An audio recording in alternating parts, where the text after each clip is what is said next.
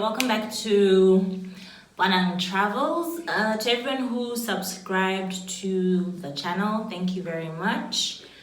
To everyone who's liked our page on Facebook, thank you very much. My name is Bonang, and before I sort of dive into the episode, recently Bogam brought it to my attention that he feels I have sort of a twang. So I'm trying to, I don't know how, to have less of a twang, because it's subconscious. It's maybe as a result of the stuff I watched growing up or the people I've interacted with. So it was weird. Alright, so on this second episode of Bonang Travels, I am going to be talking about relocating, or rather moving to the Middle East. Yes. Alright, so where it started. So in the recruitment process, as I was going through the recruitment process, I was required to submit pictures. After I submitted pictures, they needed to know my blood group, and then I think that was it. Yeah, that was it. And then for medicals, I would do my medicals when I got to Doha. Now, going to Doha. So I received my itinerary, and it specified which flights on which day I left. So I left Botswana on the, is it the 16th? Left Botswana on, I don't know if it's the 16th or the 15th, somewhere there, of September 2017. So it was pretty scary because I had to pack, I had to fit my whole life, into a suitcase, into one suitcase and one carry-on. So I was excited, but I was also very scared. And my father, I was like, what if it's a scam? What if it's human trafficking? So yes, be very sure to vet wherever it is that you're going.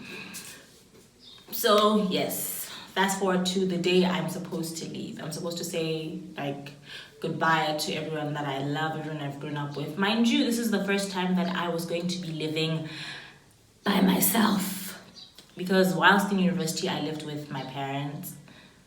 So there was that. So then, yes, on the day I got ready, I put on my clothes and I head to the airport with my parents. And I remember Bukamso left work to come meet me at the airport. So at this point, he'd already sort of met my parents, so they knew each other. So yes, we're at the airport. I sat with them for a bit because there was some time before the checking in for the flight. And then we're just chilling, chatting, saying our goodbyes. I was scared, I won't lie. Moving to a whole different country by yourself is nerve-wracking. And I'd never actually traveled alone. So on this particular day, I'd be traveling by myself to a whole other continent. So for those who don't know, Qatar is classified as being in Asia. So I was moving to Asia. So then I go to the airport with my family and everything. And then, so normally when you hand in, you have an e-ticket. So I hand the check-in counter lady the ticket. And then they tell me that there seems to be a problem with your ticket. I'm like, oh, okay, what seems to be the problem? And they're saying that it was not booked properly, and hence they cannot unload me onto the flight. In other words, so there I am freaking out, and then first thing I'm like, okay, talk to the person you've been talking to all this time. So then I dial her up, I call her, I'm like, hi, something's wrong with the ticket, they can't unload me. And this is like a few minutes before takeoff. And then she also doesn't know what's wrong. And then I tell her that I'll try to talk to the staff to fix it. Then there's a lady at the airport. I don't know if she works specifically for South African Airways or is it South African Express, but I remember that she helped me, and her name is Victoria. Same name as my mom. So to this day, I still remember that lady. So I walk in and then she makes a few calls on the South African side because it's something that they could fix on their end of the system. And boarding closes and she's still trying to fix it. And she literally looks at me and she's like, I could lose my job for this. And there I am, almost in tears because I don't know. I guess maybe like excitement and anxiety just didn't go well together. And then she eventually manages to like issue a ticket. Yes. Because my other option was just pay for a ticket and go and then they'll fix their stuff. So then I'm issued with a ticket. I literally ran from where I was. I did not have enough time to like sit and say goodbye, sit and mug and bean with my family and chat. The minute I got my ticket, I was told run. I ran to the aircraft. I went through security and I was literally the last person to board the flight. So then I didn't get to say goodbye. I didn't get to say anything to anyone. And then I'm the last person to board. My phone is supposed to be off. I can't talk to anyone. So now the flight pushes back. We go, take off. And it was as we were taking off, I'm looking back at Sesiratakama International Airport and literally my eyes filled with tears because I'm like, I didn't get to say goodbye properly. I didn't get to say see you again properly. I just ran. Now, I was like, it's fine though, just calm yourself down and you'd look like a crazy person. Imagine crying on a flight. So then I get to OR Tambo. This was my first time in OR Tambo. I've flown before, but I hadn't flown through South Africa. I'd gone through Kenya. So it was literally my first time at OR Tambo. So then I follow the signs and I get to OR Tambo and guess what? The time between my flights is 8 hours. So I have a beautiful 8 hours to spend at OR Tambo. Yay me. However, because this wasn't like well thought out or well planned, like maybe on my part. So I've got 8 hours. I've got my phone. I got a tab and then I didn't bring a power bank. And Wi-Fi at OR Tambo was only free for like 4 hours. Now, I didn't know this, so I log on both devices same time. And then after some time, I managed to talk to my family, I managed to talk to my fiancé, tell them I had gotten to OR Tambo safely. But then at a certain point, it cut me off because I didn't know this. So there I am, 4 more hours to go of waiting, but no means of communication because I didn't have a South African SIM card. So I'm waiting. Finally, I also ran out of battery and I managed to ask someone to charge my phone in one of the duty-free shops. And then after my phone was charged, I don't know how I managed to connect. I remember I bought a voucher, a data voucher, but I couldn't use it. It was just a mess. And then finally I got onto the flight. I met a few people and I realized that they were also joining the company. So yes, yay me.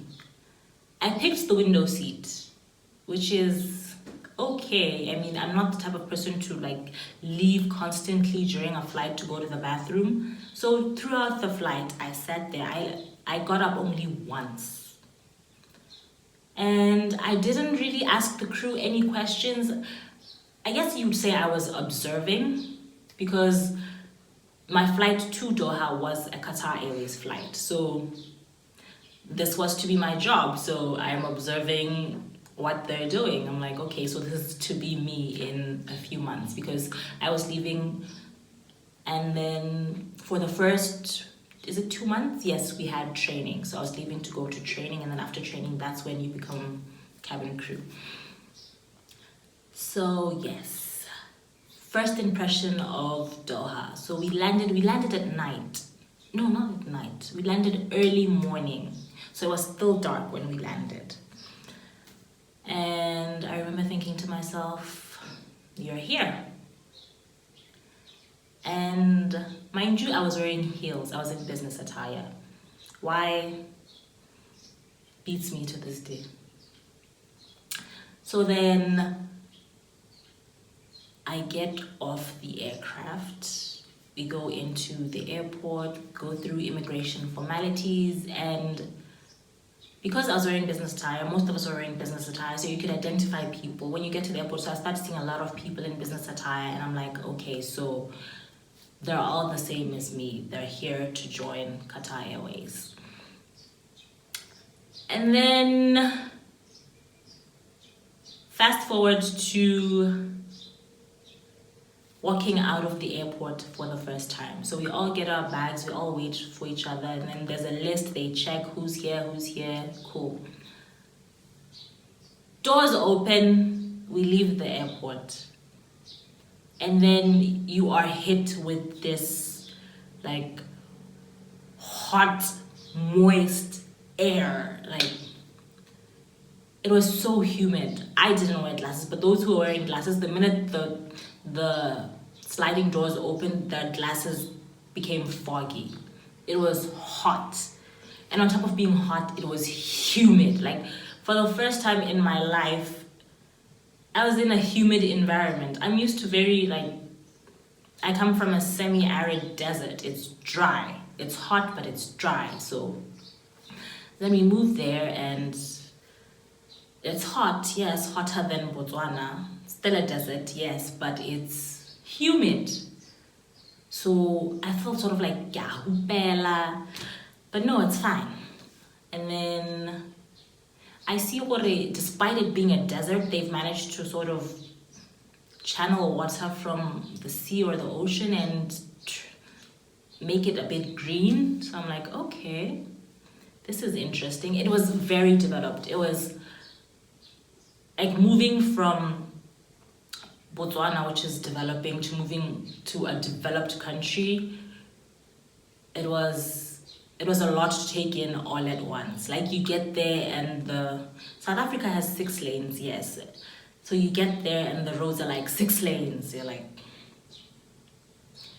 and everyone is speeding on the highway and there's lots and lots of hooting, like constant hooting, which is not something we're used to here.